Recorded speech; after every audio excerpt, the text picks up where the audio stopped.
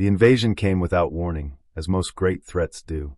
The first alien fleet entered the solar system through the outer edge, their ships sleek and advanced, their technology far beyond anything humanity had ever dreamed of. The invaders were an advanced species, known to the galaxy's larger empires as the Velkar, a ruthless and strategic race accustomed to conquering entire star systems in a matter of months.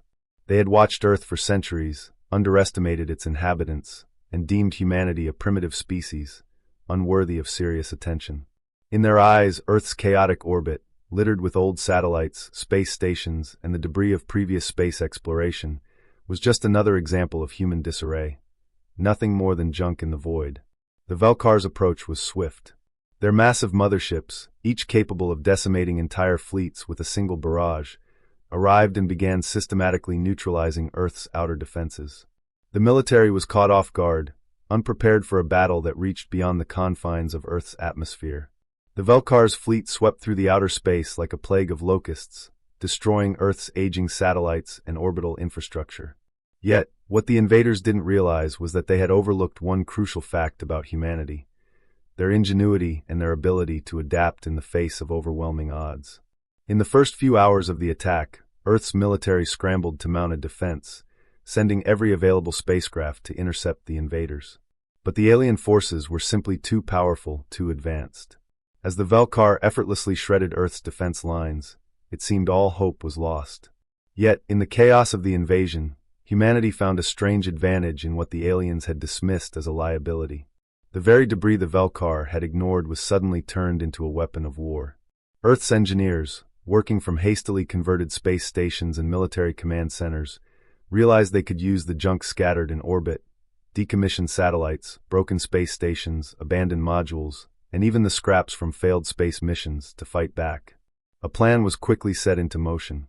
Old satellite communications arrays were reprogrammed and reloaded with explosives, turning them into makeshift bombs that could be remotely detonated.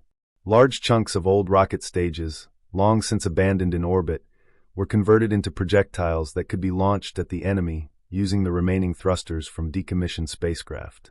The most ingenious plan of all involved the coordination of Earth's orbital debris. What once seemed like an insurmountable problem, the sheer volume of wreckage in Earth's orbit, was repurposed into an intricate defense system. Engineers rigged orbital beacons and space stations to create a massive network of traps, hidden in plain sight among the floating debris. The alien ships, sleek and efficient, flew blindly through the field, unaware of the dangers lurking in the junkyard of space. The first strike came as a surprise. A Velkar warship, its hull gleaming with alien energy shields, passed too close to an abandoned space station that had been retrofitted with a powerful, yet crude, cannon. As the alien ship's sensors failed to detect the station's true nature, it was too late. The cannon fired, sending a barrage of space junk directly into the warship's unprotected flank. The explosion rocked the mothership, causing massive damage to its shields and hull. In the moment of confusion, several smaller alien crafts were hit by rogue debris from nearby satellites that had been secretly reprogrammed to explode on impact. For the first time since the invasion began, the Velkar were thrown into disarray. They had underestimated the tenacity and creativity of the humans. Earth's military, although battered, had found a way to fight back, not with superior technology, but with the very tools the invaders had overlooked. As the war continued, humanity's orbital junkyard grew into a deadly fortress. Earth's defense stations, once crude, makeshift constructions, became the core of a vast network of automated weaponry, each station connected to another in a web of interlocking traps.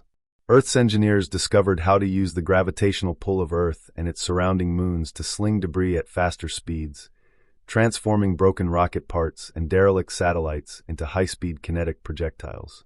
The Velkar, initially confident in their technological superiority, found themselves unable to effectively counter the ingenuity of humanity.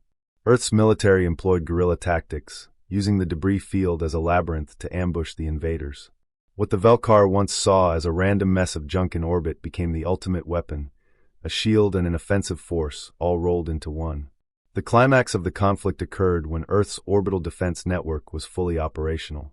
Each layer of the atmosphere, from the outermost reaches of Earth's orbital belt to the uppermost edges of the planet's gravity well, became part of a coordinated defense. Space stations began launching streams of debris at alien ships, while the satellites now served as homing bombs. The final stage of the Velkar invasion was about to begin, a full assault on Earth itself. But humanity had one final card to play. A massive Velkar mothership, commanding the fleet, made its way into the inner solar system, preparing to deliver the final blow. It was here that Earth's engineers executed their ultimate plan. Using the energy of Earth's many layers of orbital debris and reprogrammed satellites, they triggered a massive chain reaction that sent thousands of pieces of space junk hurtling toward the mothership. The bombardment was unlike anything the Velkar had ever encountered, an unrelenting storm of kinetic weapons, targeting every inch of their massive ship. As debris smashed into the mothership, energy shields flared and faltered. The Velkar commanders scrambled to maintain control, but they were too late. The sheer weight of Earth's ingenuity overwhelmed them. With the Velkar mothership destroyed, the rest of their fleet was scattered and crippled by the relentless barrage of debris. In the days that followed, Earth's military forces launched coordinated strikes to wipe out the remaining alien forces, using the same makeshift tactics that had turned the tide of the war. The invaders, once certain of their victory, had underestimated the power of humanity's resourcefulness, and the humans had turned the chaos of their own space junk into the greatest weapon they could wield. In the aftermath, the Velkar withdrew from the solar system, licking their wounds. Earth had not only survived the invasion, but had dealt a crushing blow to one of the galaxy's most feared conquerors. The victory was a testament to humanity's ability to adapt and turn their greatest weaknesses into their most powerful strengths. Earth's orbit, once a chaotic mess of abandoned tech, had been transformed into a fortress, and in doing so, humanity had proven that even in the most desperate situations, innovation and resilience could triumph over superior forces. As the war wound down and the debris settled, Earth's victory became the stuff of legend across the galaxy. The Velkar, once an unstoppable force, were forced to retreat, humiliated by their own arrogance. They had underestimated humanity, dismissing their chaotic orbital debris as nothing more than junk. What the Velkar had failed to see was that Earth's greatest strength was not in its raw firepower or advanced technology, but in its relentless creativity, its ability to turn obstacles into opportunities. In the aftermath of the invasion, Earth's scientists and engineers worked tirelessly to rebuild the orbital defenses, ensuring that the solar system would never again be caught off guard. They had proven that even the most ordinary materials, when combined with human ingenuity, could become instruments of war. The once fragmented pieces of debris that littered Earth's orbit were now carefully organized into an ever-expanding network of defense platforms, sensors, and weapons, all functioning in perfect coordination.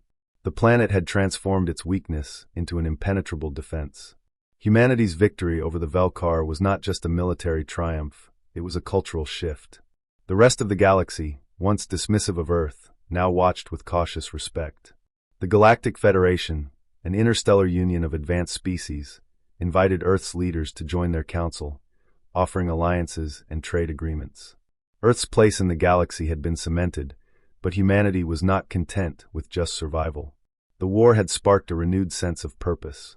There was now a drive to explore the stars, to push the boundaries of what was possible, and to ensure that no force, alien or otherwise, could threaten Earth again. The people of Earth took pride not only in their military victory, but in their ability to adapt and rebuild. The war had brought them together, not as separate nations or political entities, but as a unified species with a shared vision. The space stations that had once been haphazardly thrown together in desperation were now thriving hubs of research, trade, and exploration. The debris that had once represented humanity's failures was now a symbol of their greatest triumphs. In the years that followed, Earth's reach expanded beyond the solar system. Colonies were established on Mars, the moons of Jupiter, and even the farthest reaches of the asteroid belt. Humanity, once confined to a single world, now had a foothold across the stars. The debris, now repurposed into functioning stations and platforms, formed the foundation of these new colonies, serving as a constant reminder of the ingenuity that had saved Earth and propelled humanity into a new age of exploration. But the war had changed the way humans saw the universe. They knew they were no longer the helpless species that could be easily dismissed. They had proven that even in the most dire of circumstances, they could fight back, innovate, and turn the tide of war in their favor. The Velkar, humiliated by their defeat, retreated into the far reaches of the galaxy, but the lessons of their failed invasion would echo throughout the universe. The defeat of the Velkar was a warning to any who might think Earth would be an easy target in the future. The story of the Junkyard Empire, as it was now called, was passed down through generations. It became a symbol not just of Earth's victory, but of humanity's refusal to bow to anyone, no matter how powerful they might be. The war had shown that, even in the vast emptiness of space, humanity's greatest weapon was not the size of their ships or the strength of their armies, but their unyielding will and their ability to adapt to any challenge. As Earth's space program flourished, a new generation of explorers, scientists, and engineers set their sights on the unknown, eager to see what lay beyond the stars. And for the first time in history, humanity wasn't just looking outwards for survival. They were looking upwards with the confidence that they could shape their destiny in the cosmos. The debris that had once been a reminder of their weakness now became a testament to their strength, an enduring symbol of humanity's place in the universe. In the end, the Junkyard Empire was not just a victory of weapons, but a victory of spirit, a reminder that even in the face of overwhelming odds, humanity's ability to adapt, survive, and thrive was a force unlike any other. And as the years passed, the galaxy would come to learn that Earth, the planet once dismissed as nothing more than a chaotic speck of dust, was now a force to be reckoned with, unpredictable, ingenious, and ready to face whatever the universe had to offer.